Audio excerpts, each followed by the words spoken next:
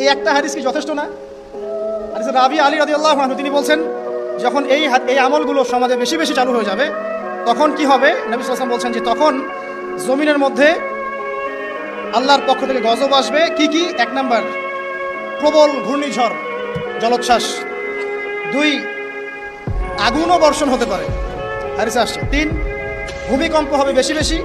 4, মানুষের আকৃতি পরিবর্তন হয়ে যাবে, মানুষের আকৃতি পরিবর্তন হয়ে যাবে। হাদিসটা খুব ভালো করে শুনুন। রাসূলুল্লাহ সাল্লাল্লাহু আলাইহি ওয়াসাল্লাম বলেছেন, যখন আমার উম্মত এই 15টা পাপে লিপ্ত হবে, এই 15টা পাপে লিপ্ত হবে, তখন তাদের উপর আল্লাহর পক্ষ থেকে আযাব এবং গজব আসতে শুরু করবে। 1 নাম্বার পাপ যখন এই উম্মতের মানুষ করবে, যখন তারা গনিমতের মালকে ব্যক্তিগত সম্পদ মনে করবে। গনিমতের মাল বোঝেন? রাষ্ট্রীয় সম্পদ, পাবলিক প্রপার্টি। এটাকে যখন মানুষ ব্যক্তিগত সম্পদ মনে করে ব্যবহার করা শুরু করে, এটাকে মিল পাওয়া যায়? আচ্ছা। 2 নাম্বার, যখন কারো কাছে আমানত রাখা হবে, আমানত, এবং সে এটাকে ব্যক্তিগত সম্পদ মনে করবে। বুঝতে পারছেন?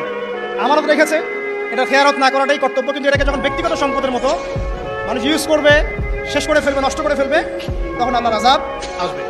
3, যখন মানুষ যাকাত আদায় করাটাকে জরিমানা মনে করবে, যাকাত দিতে চাইবে না, যাকাতটাকে জরিমানা মনে করবে।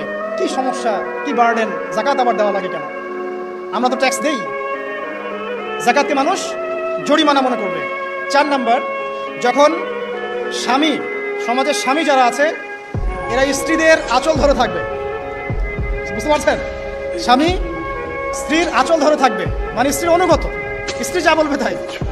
5 নাম্বার, যখন সন্তান মায়ের অবাধ্য হয়ে স্ত্রীর খেদমত করা শুরু করবে, যখন সন্তান মাকে দেখবে না, স্ত্রীকে দেখবে।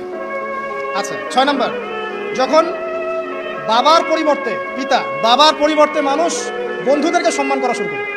সুবহানাল্লাহ। এরপরে আসেন 7, যখন সমাজের নিকৃষ্ট মানুষদেরকে নেতৃত্ব দেওয়া হবে। এটা হাদিসে আছে, সমাজের নিকৃষ্ট মানুষকে যখন নেতৃত্বের আসনে বসাবে মানুষ, তখন সমাজে আল্লাহর গজব। এরপরে 8, নবী সাল্লাল্লাহু আলাইহি ওয়াসাল্লাম বলছেন, যখন কোনো ব্যক্তিকে সম্মান করা হবে তার টর্চার থেকে বাঁচার জন্য, যখন কোনো মানুষের সম্মান করা হবে তার শাস্তি থেকে বাঁচার জন্য, মানে মানুষ মন থেকে সম্মান আসছে না, ভয়ে আপনি সম্মান পাচ্ছেন। এই অবস্থা যখন আসবে তখন আল্লাহর আযাব আসবে। তারপরে 9, যখন মসজিদের মধ্যে, দেখবেন অনেক মসজিদ আছে বাংলাদেশে, মসজিদের মধ্যে হট্টগোল বেড়ে যাবে, মসজিদের মধ্যে হট্টগোল বেড়ে যাবে, আর মসজিদগুলো হবে চাকচিক্যময়, হেদায়েত উঠে যাবে। 11, যখন পুরুষেরা রেশমি কাপড় পরবে, পুরুষেরা সিল্কের রেশমি কাপড় পরবে, পুরুষের জন্য স্বর্ণ আর রেশমি কাপড় পরা হারাম। 12, যখন প্রকাশ্যে মদ্যপান করা হবে, আর মদ্যপানের মধ্যে ভাই সিগারেটও পড়ে, আপনার গাঁজা, ইয়াবা সবই পড়ে। এবং লাস্টে 2টা হচ্ছে 13, যখন বাদ্যযন্ত্রের সংখ্যা বেড়ে যাবে, বাদ্যযন্ত্রের চর্চা বেড়ে যাবে। এবং সর্বশেষ, যখন গায়িকাদেরকে সম্মান করা হবে, এবং উম্মতের শেষের দিকের লোকেরা, মানে আমরা উম্মতের প্রথম দিকের লোকদেরকে গালিগালাজ করব। বুঝতে পারলেন? সাহাবীরা কি জানতো, আয়েশা রাদিয়াল্লাহু আনহা চরিত্র অমুক ছিল, এই ছিল, সেই ছিল, ইত্যাদি।